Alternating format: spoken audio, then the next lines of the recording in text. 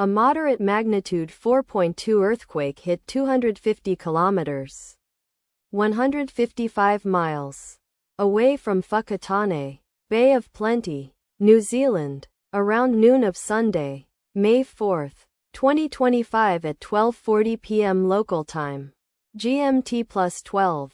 The quake had a very shallow depth of 5 kilometers, 3.1 miles, and was not felt, or at least not reported so. First to report, GEONET, NZ, after 3 minutes. Data source from Volcano Discovery. Did you feel it? Let us pray. May the earthquake that occurred not affect our brothers and sisters there. May the earthquake not happen again. And may God protect everyone. Amen.